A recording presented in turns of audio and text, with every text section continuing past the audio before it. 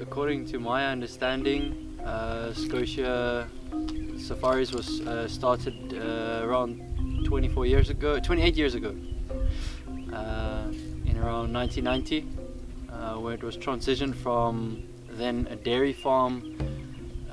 The current owner, Peter, decided that he would like to get involved in wildlife and return his domestic farm into a wildlife reserve. So basically back to a natural area. Schotia is one of the biggest tourist attractions in the Eastern Cape. If you look at the two big game reserves in the Eastern Cape to go to, especially in the Addo region, one is Addo Elephant National Park, and the other that's put up or placed up with is Schotia Safaris. Most tourists come to South Africa, they hear of the big five: the elephants, the rhino, the buffalo, the lion and the leopard. The popular animal that they would like to see is the lion. Our big male lion is, I believe, one of the most photographed wild male lions in the country.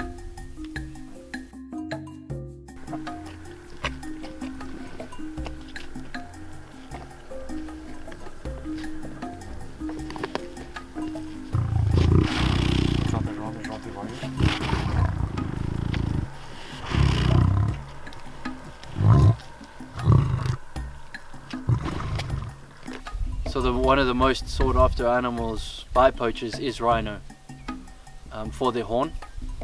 So rhino and rhino horn would be the most vulnerable species on the reserve to poachers. Poaching and poachers will take their opportunities. I think now with technology and how technology has grown over the years, they use the platforms to find targets, especially animals like rhino. We believe that the rhino that were poached on Schotia were sighted from a vehicle. The potential poachers were on the reserve and came in that way to mark and to know where they could get them. And then rhino and rhino horn is not the only thing that's been killed.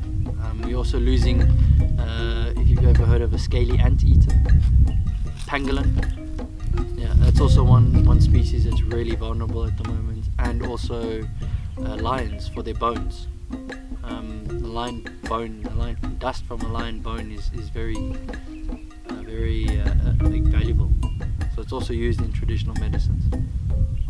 Look, you got to try and remember that private game reserves play an integral part of wildlife in South Africa. If it weren't for your private game ranches and your private game reserves, we wouldn't have the amounts of animals that we have in the country. In the past, an animal you weren't able to own it. So prior to that, animals were seen as pests or as competition to domestic stock. Because you could take a sheep to the abattoir, slaughter it and sell the meat. You couldn't really do that with venison or wildlife or wild meat.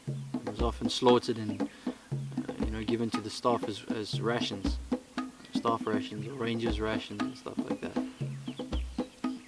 And private game reserves gave a value to the wild animal and helped bring up the populations of our wild animals in the country. From a dwindling population which was believed to be around 500,000 individual animals, we've now got over 18 million individual animals in the country, wildlife animals in the country. So, it's part of what's called the conservation success story of South Africa.